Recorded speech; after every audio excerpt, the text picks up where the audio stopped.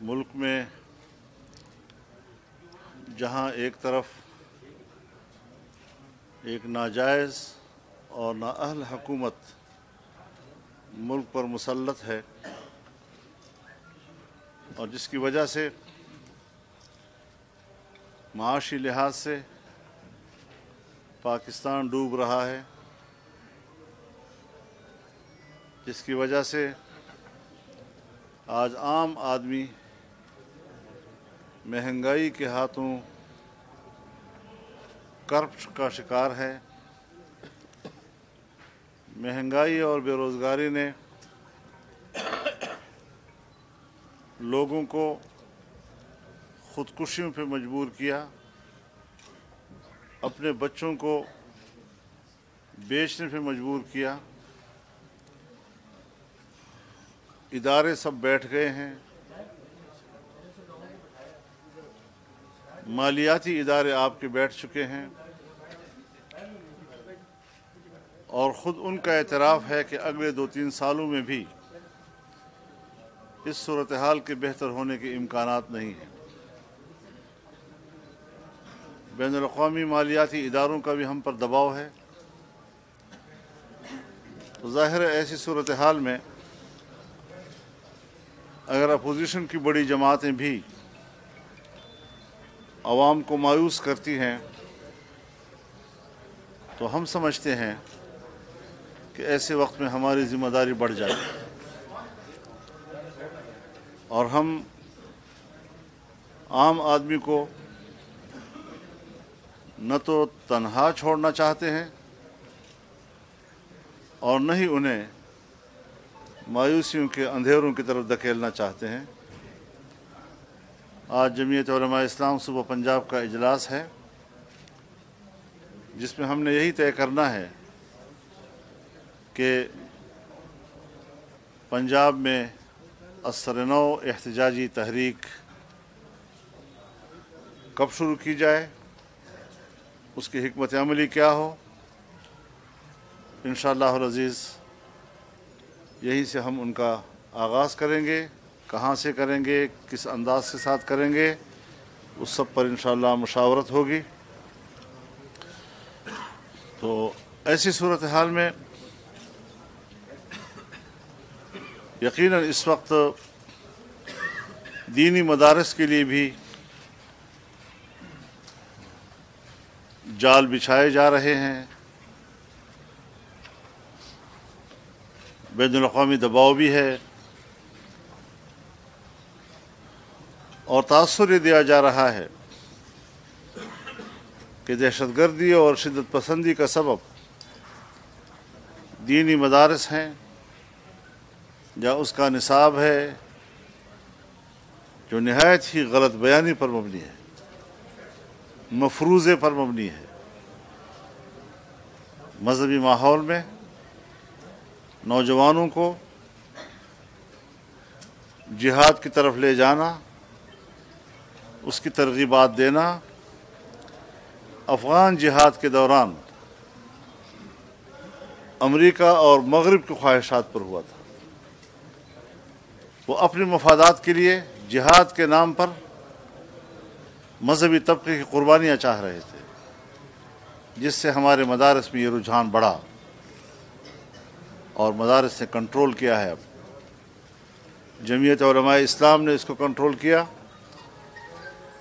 اس حلقے کو پاکستان کے ساتھ وابستہ رکھنے، قانون اور آئین کے ساتھ وابستہ رکھنے، جمہوریت کے ساتھ وابستہ رکھنے میں ہمیں 15-16 سال لگنے پڑے ہیں۔ ہماری ایک محنت ہے، اور اگر کوئی بندوق والا ہے بھی تو ذرا وقت ہے، تھوڑا انتظار کیجئے۔ یہ بھی تاریخ آپ کو واضح طور پر بتا دے گی کہ پاکستان میں طالبانائزیشن، نوجوانوں کو اسلحے کی طرف رغبت دینا، اس کے پیچھے مدرسہ تھا یا اس کے پیچھے ہماری اسٹیبلشمنٹ تھی۔ یہ وقت بتائے گا، میں ابھی کسی پہ الزام نہیں لگاتا، لیکن آپ کو بتانا چاہتا ہوں کہ ذرا تھوڑا سا انتظار کریں، حالات خود تصدیق کریں گے کہ اس کا محرک کون تھا، کیوں ایسا کیا جا رہا تھا، اس میں کیا مقاصد تھے ان کے، کیا وہ اچیو کرنا چاہتے تھے، کیا حاصل کرنا چاہتے تھے، یہ سب کچھ آنے والے حالات میں چمکتے ہوئے روشن پانی کی طرح واضح ہو جائے گا۔ تو ایسی صورتحال میں مدارس کے اوپر اگر پریشر ہے، ہم اس دباؤ کو قبول نہیں کریں گے۔ مدارس کی خود مختاری پر کوئی سمجھوتا نہیں کیا جائے گا۔ ہم اپنا نصاب طے کرنے میں آزاد ہیں۔ ہم اپنا مالیاتی نظام جو بالکل شفاف اور قانون کے مطابق ہے، اس کو کسی کے قبضے میں دینے کے لیے تیار نہیں ہیں۔ مدرسے کا اپنا نظام ہے، اس پر معاہدات ہو چکے ہیں، سرکار ان معاہدات پر عمل کرے، دباؤ مت بڑھائے۔ کسی کے ماتحت ہم مدارس دینے کے لیے تیار نہیں ہیں۔ اتنی سی بات کہنا کہ 1860 کی سوسائٹی ایکٹ کے تحت جہاں دوسرے انجمنیں رجسٹر ہوتی ہیں، مدارس بھی رجسٹر ہوتے تھے، ایک این جی او کی حیثیت میں، ایک انجمن کی حیثیت میں۔ آج ہم نے صرف یہی گناہ کیا کہ ہمیں سوسائٹی ایکٹ سے انڈسٹریز کے تحت رجسٹریشن کرانے میں تعلیم کے ساتھ وابستہ کیا جائے، جس کا مفہوم انہوں نے یہ لیا کہ اب مدارس محکمہ تعلیم کے ماتحت ہوں گے۔ ہم ماتحت ہونے کے لیے تیار نہیں ہیں۔ ہم جبراً ان کے نصاب کو قبول کرنے کے لیے تیار نہیں ہیں۔ مشورہ دیں، مشورہ اچھا ہے، قبول کریں گے۔ اور ہم مدارس کی اصلاحات کا لفظ مدارس کی توہین سمجھتے ہیں، لفظ استعمال کرنا ہے تو پھر تعلیمی اصلاحات کا کیا جائے، اور یہ بتایا جائے کہ ہمارے ملک کے سرکار کے زیر انتظام چلنے والے اداروں میں کیا خامیاں ہیں، اس کے نصاب میں کیا خامیاں ہیں، اس کے اخلاقیات میں کیا خامیاں ہیں، وہ بتائی جائے۔ تو وہ بھی ہمارے بچے ہیں۔ ہم چاہتے ہیں کہ ہمارے ملک کا نظام ٹھیک ہو۔ آئے روز یونیورسٹی میں لوگ لڑتے ہیں، قتل و غارت گری ہوتی ہے، اساتذہ پر نعرے لگائے جاتے ہیں، مدرسے کی انتظامیہ کے سامنے کھڑے ہو کر ان کو گالیاں دی جاتی ہیں۔ کیا آپ دینی مدارس میں وہ ماحول لانا چاہتے ہیں؟ الحمدللہ ہمارے ہاں تو یہ ماحول نہیں ہے۔ ہمارے ہاں تو ادب کا ماحول ہے، احترام کا ماحول ہے، کتاب کا ادب ہے، استاد کا ادب ہے، مدرسے کا ادب ہے، اور ان آداب سے ہم باہر نہیں جانا چاہتے۔ تو اس حوالے سے کچھ اور چیزیں بھی ہیں جس پر ہم پہلے بھی بات کرتے رہے ہیں، چاہے وہ ختم نبوت کے حوالے سے ہو، چاہے وہ ناموس رسالت کے حوالے سے ہو۔ اس حوالے سے بھی جو حکومت کے ناپاک عزائم تھے، انشاءاللہ آزادی مارچ سے وہ ناکام ہوئے ہیں، اور ہم مزید بھی صورتحال کی پر پوری طرح نظر رکھے ہوئے ہیں، اور انشاءاللہ ہم کسی بھی طبقے کو، پاکستان کے کسی بھی طبقے کو مایوس نہیں ہونے دیں گے انشاءاللہ۔ اور آپ دیکھیں گے کہ اب انشاءاللہ تبدیلیوں کا عمل شروع ہو چکا ہے، تبدیلیوں کا عمل شروع ہو چکا ہے، اور آزادی مارچ کے جو آفٹر شاکس ہیں وہ آپ کو نظر آ رہے ہوں گے۔ انشاءاللہ یہ آگے بڑھیں گے، اور بڑے تھوڑے عرصے کے بعد آپ کو ملک کے اندر بڑی تبدیلیاں نظر آئیں گی انشاءاللہ۔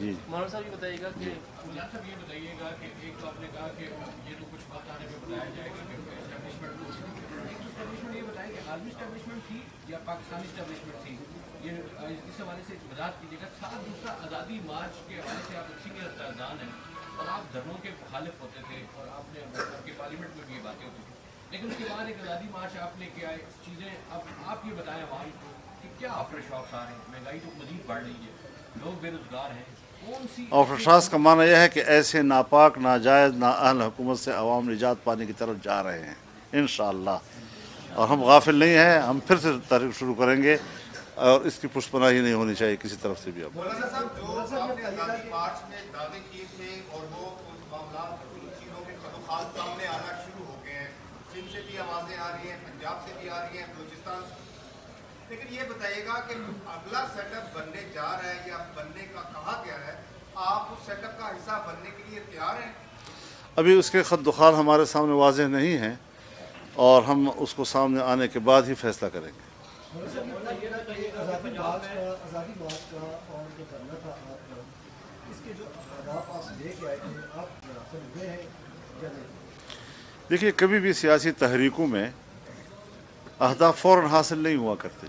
لیکن آپ ایک بنیاد رکھ لیتے ہیں، اور انشاءاللہ آپ کو نظر آئیں گے کہ آزادی مارچ جو ہے اس نے کیا فکری، نظریاتی اور سیاسی تبدیلیاں ملک میں لائی ہے۔ ہم آج آپ کے سامنے عرض کرنا چاہتے ہیں کہ کسی زمانے میں ہم نے پشاور میں कोई 17-18 साल पहले हमने एक जलसा किया था, 3 दिन का जलसा था और 20 लाख से ज़्यादा लोग थे उसमें 3 दिन तक। हमने अभी 2017 में 7 साल मनाया, 50 लाख तक लोग भी उसमें 3 दिन तक बैठे रहे।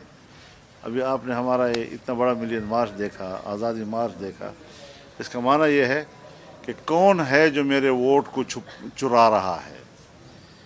अवाम की ये तायीद जो किसी पार्टी को हासिल नहीं है, और इसमें जमीयत उलमा इस्लाम को एक इम्तियाज़ हासिल है।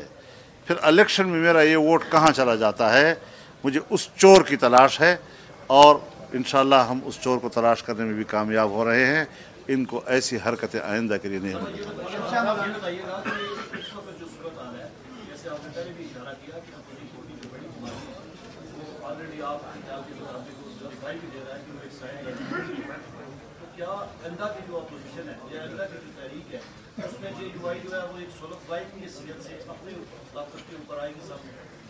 देखिए, हमारी तो रविश सारी दुनिया रविश तो सारी दुनिया को मालूम है कि हमने सियासी जमातों को किसी महाज पर भी अपने से दूर नहीं होने दिया। अगर हमारी आज़ादी मार्च के लिए तैयारियों का 1 साल से ज़्यादा अरसे की एक तैयारी थी और उसका लेवल इतना ऊंचा था, तब हमने हर पार्टी को हर लेवल पर कबूल किया है। ये तकाजा नहीं किया कि अगर मेरे पास 100 बंदे हैं तो आप भी 100 बंदे लाएं और आप उसमें उस लेवल पर शरीक हों।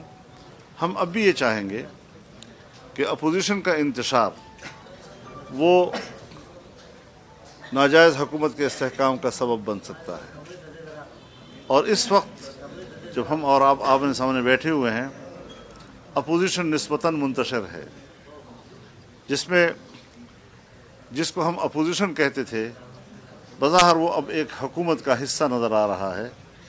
और कौम की जो तवक्को थी कि बड़ी पार्टियां इस बहरान से और इस मुश्किल से कौम को निकालेंगी, इस इक़दाम से जो उन्होंने एक्सटेंशन के मामले पर वोटिंग की है और कानून साजी में हिस्सा लिया है, इससे ज़रा मायूसियाँ ज़रूर पैदा हुई हैं। और इंशाअल्लाह हम जहाँ खड़े हैं, जहाँ थे, इंशाअल्लाह उसी मौक़िफ़ के साथ हम आगे बढ़ेंगे और कौम को मुंतशिर नहीं होने देंगे।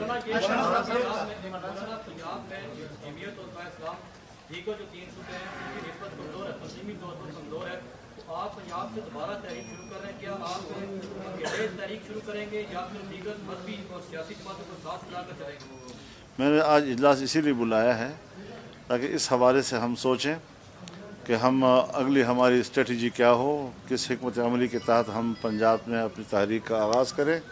इंशाअल्लाह बेहतर फैसले करेंगे हम। आपने जैसे मदारस की बात की, आपने मुख्तलिफ मकातब के उलमा से मुलाकातें भी की हैं, और मदारस की जिस तरह से आपने कहा कि इस्लाहात का लफ्ज़ इस्तेमाल करके मदारस की तौहीन की जा रही है, तो जो मुख्तलिफ मकातब फ़िक्र के उलमा से आपकी हालिया मुलाकातें हुई हैं, उन मुलाकातों में आपको किस हद तक जो इत्तेहाद मदारस दीनिया हैं उनकी तरफ से किस हद तक तायीद मिली है, और किस हद तक उन्होंने कहा है कि वो आपके साथ होंगे अगर कोई ऐसी एजुटेशन की तहरीक चलती है या कोई मदारस के हवाले से भी तहरीक चलाई जाती है, तो इस हवाले से ज़रा बताइएगा कि क्या हिकमत अमली इख्तियार कर रहे हैं आप। अच्छा सवाल आपने किया है।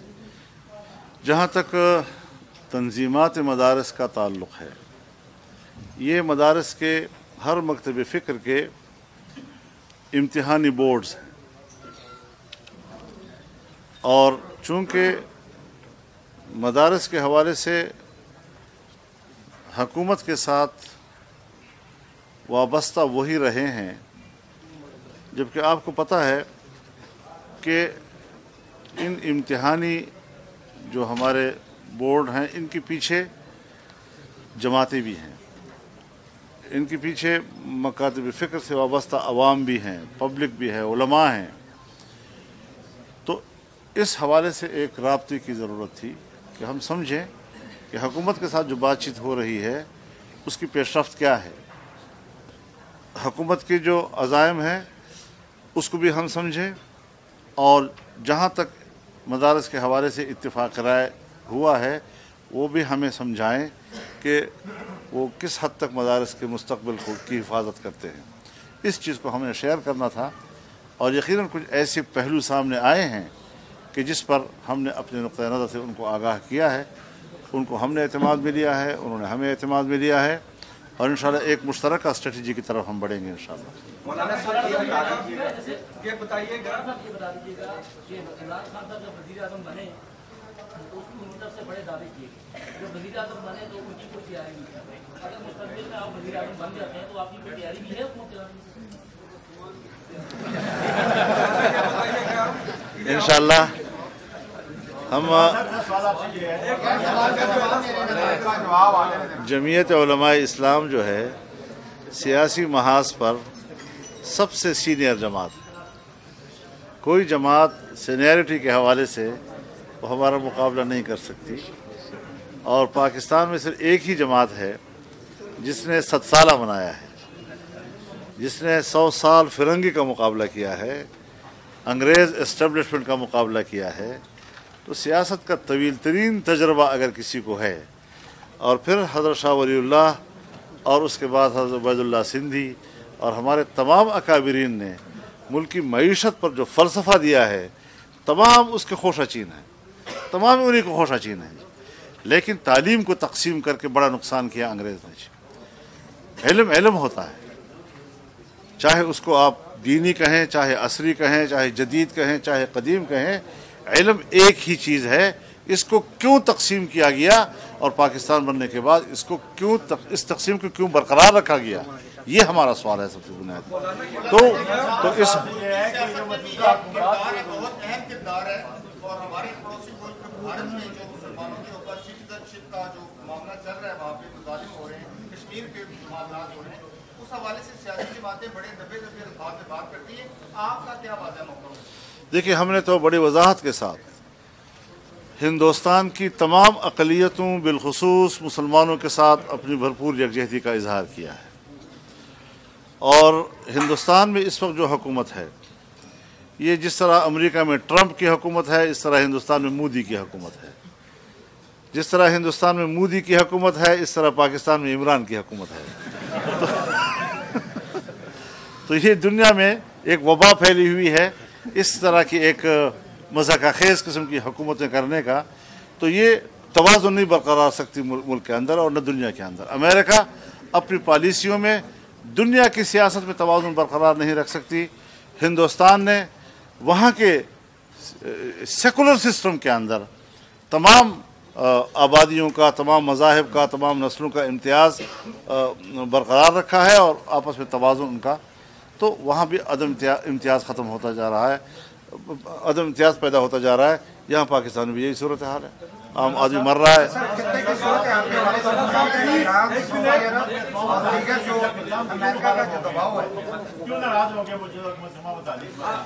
یہ حضرت یہ ایک فطری بات ہے، ایسے نااہل حکومت کے ساتھ جماعت تو کیا ایک فرد بھی نہیں چل سکتا، اور ان کے بنیادی اراکین جو ہے ٹوٹ ٹوٹ کر ہمارے پاس آ رہے ہیں۔ کوئی انسان جی نتیجہ پاکستان کے لوگوں کی آزادی کی صورت میں نکلے گا انشاءاللہ۔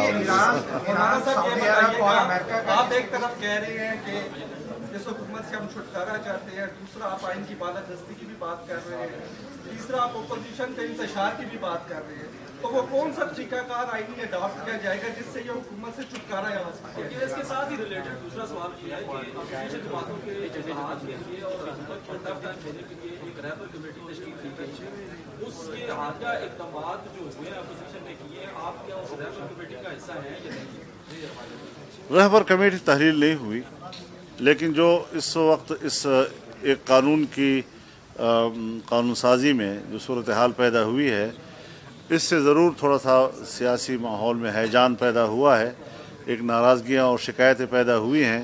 ہم کوشش تو کریں گے کہ ہم اس ہیجان کو دور کریں، اس غلط فہمیوں کو دور کریں، لیکن اصل چیز جو آپ کہتے ہیں جی کہ کون سے طریقے سے، اگر کوئی طریقہ بھی کامیاب نہ ہو تو عوامی قوت کے ذریعے سے، یہ جمہوری راستہ ہے، عوامی قوت کے ذریعے سے ایسے حکمرانوں سے جان چھڑانا یہ ایک آخری امر ہوتا ہے، اور پبلک کو ہم اپیل کرتے ہیں کہ وہ شریک ہوں، بھرپور طور پر شریک ہوں، جس طرح آزادی مارچ میں پبلک نے ساتھ دیا۔ انشاءاللہ اگر ہم نے نیا مرحلہ شروع کیا تو اس میں بھی عوام اسی امید کے ساتھ شامل ہے. مشترکہ نہیں ہے کیا ماضی میں اہداف مشترکہ نہیں تھے کہ اب اہداف جو ہے آپ رکھ رہے ہیں حادثات آ جاتے ہیں بیچ میں, چھوٹے چھوٹے حادثے آتے رہتے ہیں. اسمبلی میں نہیں ہے جی کہ آپ ایسا اسے غیر آئینی آپ غیر آئینی طریقے سے بھی اس کو بھیجنا نہیں چاہتے.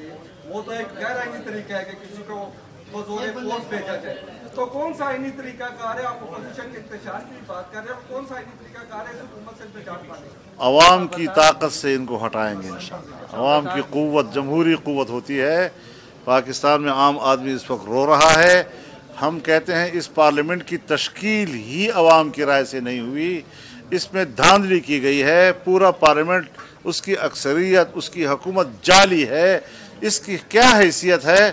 عوام اپنی قوت سے اس کو ختم کرے, میدان میں نکلے. ہم کھڑے ہیں اپنے میدان میں اور انشاءاللہ استقامت کے ساتھ آگے بڑھنا چاہتے ہیں. اچھا سر, امریکہ اور ایران کا جو تنازع چل رہا ہے اس کو کس حوالے سے دیکھتے ہیں, کس نسل سے, جبکہ جو یو اے ای ہے, جو سعودی ممالک ہے اور دیگر جو ممالک عرب ممالک, ان کے درمیان بھی تعلقات جو ہیں وہ کشیدگی کا شکار ہے. کیا کہتے ہیں ہم اس پر یہ بھی ساتھ اس کی لے لیجیے گا کہ پاکستان نے یہ کہا تھا کہ کوالالمپور میں کانفرنس بلائی جائے. کانفرنس بلائی گئی, ان ممالک نے ہمارا ساتھ دیا کشمیر میں, لیکن عین وقت پہ ہمیں انہیں دھوکہ دے دیا. اس ساری صورتحال کو آپ کیسے دیکھتے ہیں کہ جو آپ کہتے تھے بار بار یہ غیر سنجیدہ؟ حضرت, جو کوالالمپور کی کانفرنس تھی, کسی بھی مشورے کے بغیر, نہ تو اپنی جعلی پارلیمنٹ سے مشورہ کیا, نہ یہاں کی اداروں کے ساتھ کوئی مشاورت کی گئی, اور پتہ نہیں کوریڈور میں جاتے جاتے اتنا بڑا فیصلہ کرنا. یہی نتیجہ ہونا تھا کہ ساری اسلامی دنیا اس پہ ناراض ہو گئی اور کسی نے بھی ان کا ساتھ دینے کے لیے آمادگی ظاہر نہیں کی. تو یہ تو اپنی انہی حماقتوں کا تسلسل ہے جو ہم ملک میں بھی کر رہے ہیں اور ملک سے باہر بھی کر رہے ہیں. اور یہی وجہ ہے کہ دنیا کے کسی ملک میں ہماری اس سیاسی حکومت کو پذیرائی نہیں ملتی. جب ہمارے کوئی آدمی جاتا ہے, کوئی نہ استقبال, نہ کوئی ان کی خوشا. کیا اسٹیبلشمنٹ کا ہمیشہ الزام لگتا ہے کہ گورنمنٹ بناتی بھی اور گراتی بھی ہے. تو یہ بتا دیں گے آپ کو کس طرح سے گرین سگنل ملا ہے.